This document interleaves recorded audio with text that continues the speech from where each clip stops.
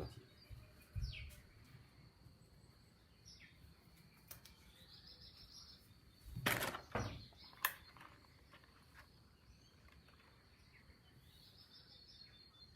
Bonjour à tous.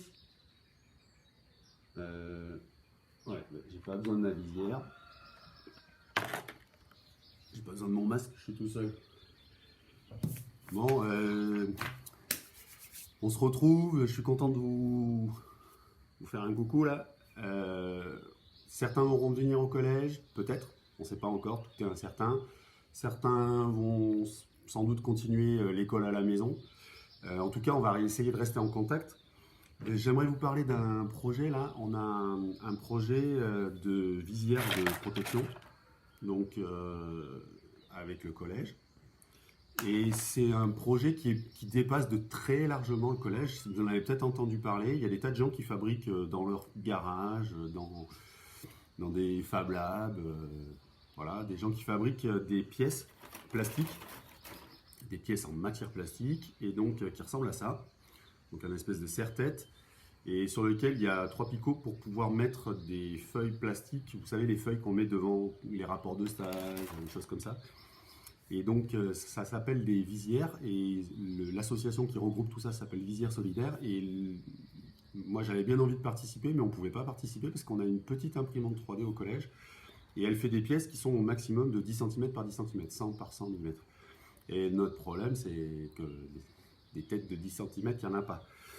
Alors, on a eu de la chance parce qu'on a le Crédit Agricole qui nous a contactés et qui nous a envoyé une petite lettre, je ne vous la lis pas, qui nous a fait un don pour qu'on puisse acheter des machines pour pouvoir participer à cette opération, et que cette machine, elle puisse servir au collège après éventuellement, ou qu'en tout cas, on puisse nous participer à l'opération.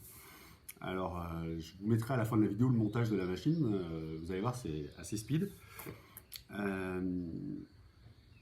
Ceux qui vont revenir au collège, vous allez participer, vous allez aider à imprimer des pièces à des moments. Et puis, je pense qu'on va essayer de produire. En fait, c'est pas pour tout le monde, ces visières. On n'a pas tous besoin. J'ai un masque, c'est pas mal, ça protège pas mal, mais la visière, ça va être plus pour les personnes, donc c'est pas distribué comme ça à tout le monde, ça va être plus pour les personnes un peu plus fragiles, parce qu'on sait que le virus, en fait, le corona, là, il se transmet par voie aérosol, par des postillons, ou par des petites particules qu'on va émettre, et puis il se transmet par contact, soit directement respiratoire, soit parce qu'on avale, soit ça peut être aussi par les yeux, le nez, en se touchant avec les mains et des mains sales, ou directement par un postillon dans l'œil. Le matin. Alors le truc, ces visières-là, c'est pour les personnes les plus fragiles, et éventuellement aussi les soignants. Les soignants ont été équipés, c'était la photo qu'il y avait sur le site du collège. Voilà, vous comprenez bien l'utilité d'avoir quelque chose devant les yeux là. Alors c'est pas pour tout le monde, il n'y a pas besoin pour tout le monde. Déjà, si on prend déjà des protections, de rester suffisamment éloigné, pas trop nombreux dans une pièce, de ne pas se postillonner dessus, de ne pas s'embrasser. Ça c'est dommage, hein. Voilà, c'est comme ça. Alors du coup, je voulais vous parler aujourd'hui en fait des matières plastiques. Alors est-ce que vous savez à partir de quoi, de quel matériau de base on fabrique l'essentiel des objets en matière plastique autour de nous? Oui. Oui, là-bas, oui, à partir du pétrole. Bravo, très bien. Alors, il a répondu à partir du pétrole. Effectivement, l'essentiel des objets qu'on utilise, sans doute ce bouchon, sans doute cette bouteille, voilà, ça s'est fait à partir de pétrole. C'est toute l'industrie qui s'est construite autour des matériaux plastiques, s'est construite autour du pétrole. Mais au tout début de l'histoire des matériaux plastiques, vous verrez, on ne sait pas ce qu'on a utilisé. La matière qu'on utilise pour fabriquer ces visières ici, là, c'est ce qu'on appelle du PLA. Et ce PLA, il est fabriqué, il est synthétisé à partir d'amidon de maïs. Donc l'amidon de maïs, c'est une matière, c'est la farine, quoi, si vous voulez. Ça se trouve dans la farine du maïs. On peut fabriquer une matière plastique à partir de ça. L'avantage que ça va avoir, de le fabriquer en PLA, bon, c'est plus facile à imprimer. C'est une matière qui demande une température moins élevée, qui est plus facile à imprimer. Donc, vous savez que sur l'imprimante 3D, vous l'avez vu au collège, mais sur l'imprimante 3D, on va imprimer une couche de plastique, et puis encore par-dessus une autre couche, et à chaque fois, on monte de 2 dixièmes de millimètre en 2 dixièmes de millimètre pour arriver à l'épaisseur qu'on veut.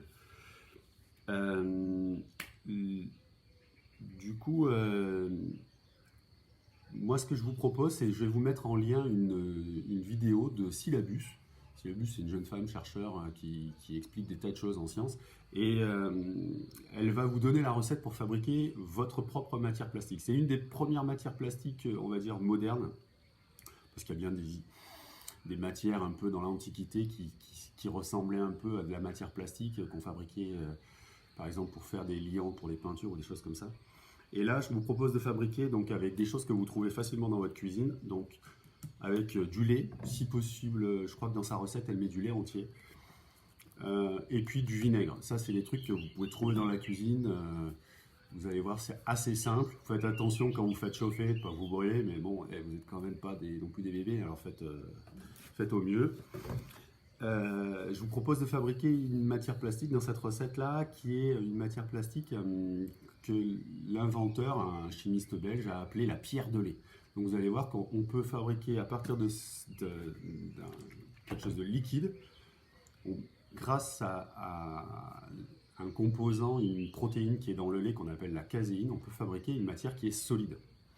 Alors, avec 1 litre de lait, vous n'allez pas faire une grosse pièce, mais ce que vous allez essayer de faire, c'est de faire une pièce et puis de la conserver un peu comme un souvenir de cette période bizarre où on faisait des sciences et de la technologie dans sa cuisine. Ce qu'il faut savoir par rapport à cette caséine, mais par rapport à toutes les matières plastiques, en fait, c'est que c'est toujours une réaction chimique qui se passe, et en fait, on synthétise une matière, pas à partir de rien, c'est pas de la magie, c'est de la chimie. C'est-à-dire qu'on va partir d'une petite molécule, donc une molécule, c'est un assemblage d'atomes, et puis pour faire une matière plastique, en fait, ce qu'il faut, c'est arriver à créer des chaînes. Donc on va créer des chaînes de ces petites molécules qu'on appelle des monomères. Et quand on va créer une chaîne, comme il y en a plusieurs, on va appeler ça une polymère. Donc c'est pour ça qu'on parle de polymérisation. Hop. Donc votre matière plastique, elle va être composée de plus grandes chaînes, et c'est ça qui donne les caractéristiques mécaniques différentes suivant les matières, mais les matières plastiques, mais qui donnent les caractéristiques mécaniques de la matière. Vous essayez de faire une petite pièce, vous me montrerez ça après, vous m'envoyez une photo. Ça peut être hyper cool qu'on puisse voir juste une photo, et je les mettrai à ce moment-là dans une collection Pearl Trace. Okay, donc vous m'envoyez, c'est votre travail, vous me faites une petite pièce en pierre de lait et vous m'envoyez une photo de l'objet que vous avez fabriqué. Ça peut être un objet utile, encore que c'est pas facile, vous allez voir, c'est pas facile à modeler, ou ça peut être un objet simplement décoratif, mais ce sera votre matière. Vous allez créer de la matière. Ok. Et encore merci au Crédit Agricole.